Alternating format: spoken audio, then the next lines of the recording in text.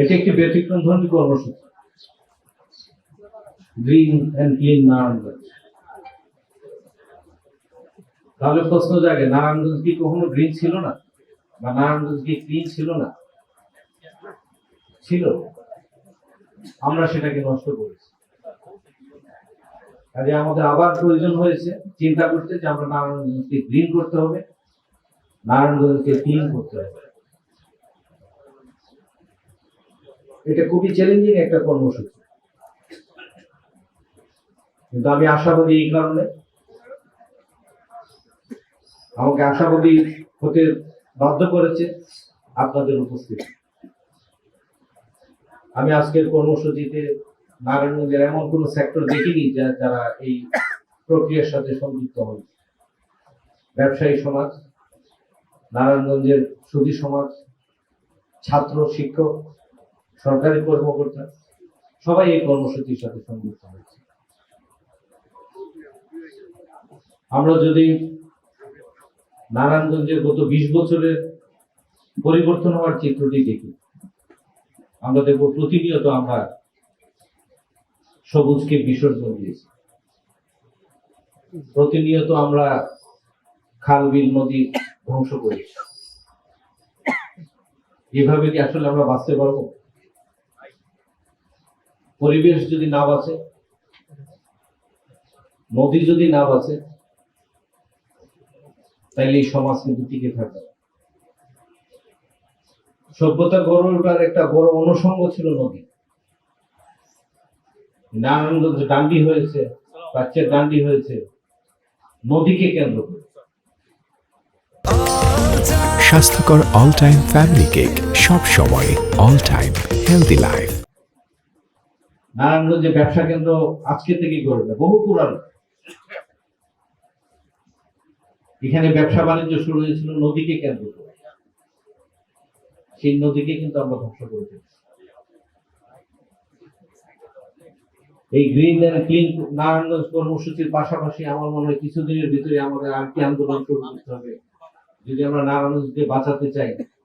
নদী বাঁচাও আন্দোলন,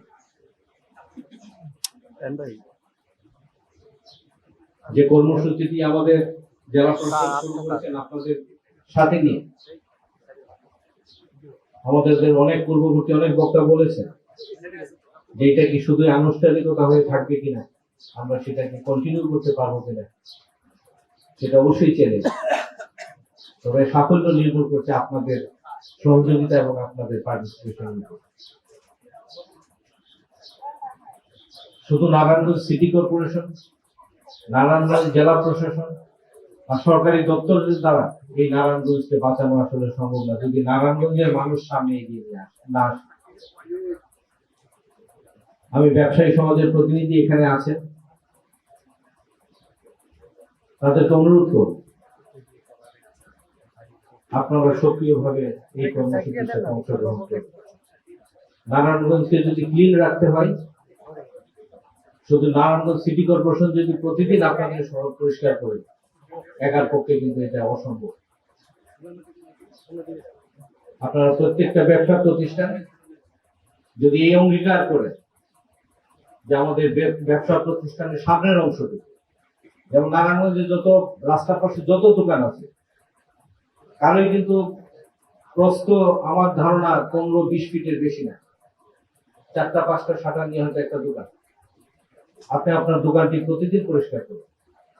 আপনি অঙ্গীকার করেন যে আপনার সব দোকানের সামনে যে ফুটপাথটি আছে, আপনার দোকান পরিষ্কারের সাথে সাথে এই ফুটপাথটি আপনি পরিষ্কার করুন। তার সামনের যে ড্রেনটি আছে, সেই ড্রেনে যাতে কোনো ময়লা আবর্জনা না যায়, কোনো পলিথিন না যায়, সেটা আপনি নিশ্চিত করবেন। আপনার শহর কিন্তু দেখবেন অটোমেটিক পরিষ্কার হয়ে যাচ্ছে। এবং প্রত্যেক দোকানের সামনে 15-20 ফিট জায়গা পরিষ্কার রাখা, এটা খুব কঠিন কাজ নয়। একজন দোকান মালিক যদি অনুভব করেন যে আমার দোকানের সামনেটা আমি পরিষ্কার রাখবো, তাহলে এটা সম্ভব। আমি অনুরোধ করবো, পাশের দোকান কি করছে ওইটার দিকে তাকাবেন না, আপনি আপনারটা দেখেন। আপনার দায়িত্বটুকু শুধু আপনি পালন করেন, দেখেন নারায়ণগঞ্জ কিভাবে পরিষ্কার হয়ে যায়। আমাদের একজন রাজনৈতিক নেতা বলেছেন যে নারায়ণগঞ্জের অনেক জায়গায় জলাবদ্ধতা তৈরি হয়। আপনারা যারা এই শহরে বসবাস করেন একটু চিন্তা করে দেখুন, ড্রেনের মধ্যে আমরা কি নিক্ষেপ করি। আমি দেখেছি আপনার ড্রেন পরিষ্কার করতে গেলে ড্রেন থেকে এমন কোনো জিনিস নাই। ঢাকা সিটি কর্পোরেশনের ক্ষেত্রে তো আমি দেখেছি কাঁথা, বালিশ, সুটকেস, কম্বল, পুরানো ফ্রিজ, এমন কিছু নাই যে খাল থেকে উদ্ধার করা হয়। এগুলো কে নিক্ষেপ করে? আমি, আপনি যারা এই শহরে বসবাস করি তারাই তো করি। তো যদি এইসব জিনিস খালের মধ্যে যায়, প্রতিনিয়ত যদি আমরা ড্রেনের মধ্যে পলিথিন নিক্ষেপ করি, তাহলে ড্রেন তো বন্ধ হতে বাধ্য। এই কাজটুকু কিন্তু আমরা একটু সচেতন হলেই করতে পারি। আমি অনুরোধ করবো নারায়ণগঞ্জবাসীকে, আপনারা এই কর্মসূচির সাথে একাত্ম হবেন এবং যে কর্মসূচি আমাদের জেলা প্রশাসক শুরু করেছেন আপনাদেরকে সাথে নিয়ে, সেটির বিষয়ে আপনারা সর্বাত্মক সহযোগিতা করবেন। আমরা গরমে আজকে হাসপাস অবস্থা আমাদের,